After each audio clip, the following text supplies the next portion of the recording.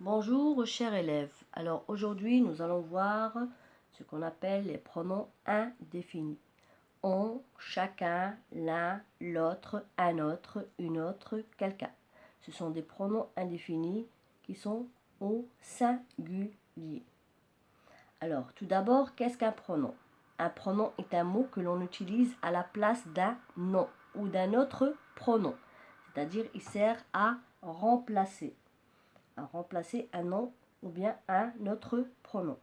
Alors, il existe des pronoms personnels de conjugaison et des pronoms personnels compléments. Alors, exemple, je, lui, leur, nous, eux, etc., etc. Des pronoms possessifs, ce qu'on possède, comme le sien, le nôtre, le vôtre, etc. Des pronoms démonstratifs, ceci, celle-là, etc. Et des pronoms relatifs, qui, que, dont, etc. Mais aussi des pronoms indéfinis. On a aussi des pronoms indéfinis. Et c'est ce qu'on va étudier. Alors les pronoms indéfinis, comme vous entendez ici le mot indéfini, ici indéfini veut dire la définition vague, c'est-à-dire on ne sait pas de qui ou de quoi on parle. Les pronoms indéfinis quelqu'un, chacun, l'un, l'autre, un autre désignent une personne qui n'est pas précisée, c'est-à-dire on ne connaît pas le nom. Quand on dit quelqu'un, on ne sait pas de qui il s'agit. Quand on dit chacun, on ne sait pas de qui il s'agit, etc. Il reprend un nom ou un groupe nominal exprimé avant ou après dans la phrase. C'est-à-dire, quelqu'un ici peut se trouver au début de la phrase. Dans ce cas-là, ce sera un sujet. Et si on le trouve à la fin de la phrase après un verbe, ce sera un complément. Le pronom indéfini on. Alors, le pronom indéfini on est singulier même s'il a le sens d'un pluriel. Alors, il est au singulier et c'est un pronom personnel de conjugaison comme le il ou le elle. Mais ici, quand c'est un pronom indéfini, on peut le remplacer par nous ou bien les gens. Car le on ici, on, ça peut être tout le monde. On ne sait pas de qui il s'agit précisément. On ne sait pas de qui on parle. Alors, observons quelques exemples. Alors, on a eu chaud.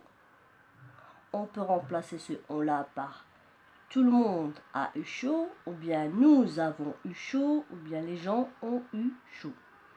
Mais dans ce cas-là, bien sûr, il faut faire attention au changement du verbe. Parce que on, il est singulier, tandis que nous et les gens sont au pluriel. Alors, ici, rien n'indique le genre et le nombre de la personne ou des personnes que on représente. On ne sait pas combien il y a de personnes.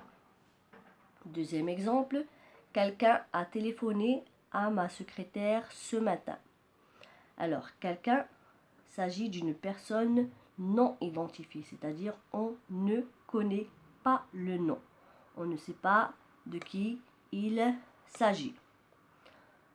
Alors, troisième phrase, l'un est riche et l'autre est pauvre. Alors, on a l'un, l'autre. Alors, ces pronoms indéfinis, on les utilise pour exprimer une alternative. L'un, l'autre. L'un, l'autre. L'un est riche et l'autre est pauvre. C'est-à-dire, on ne connaît pas celui-là ni celui-ci, mais l'un d'eux est riche et l'autre est pauvre. C'est une alternative. On a le premier, ensuite on a le deuxième. Ensuite, on a un autre croit savoir qu'il a changé d'école. Alors, un autre ici exprime des êtres animés. Quand on dit des êtres animés, on parle des hommes et des animaux.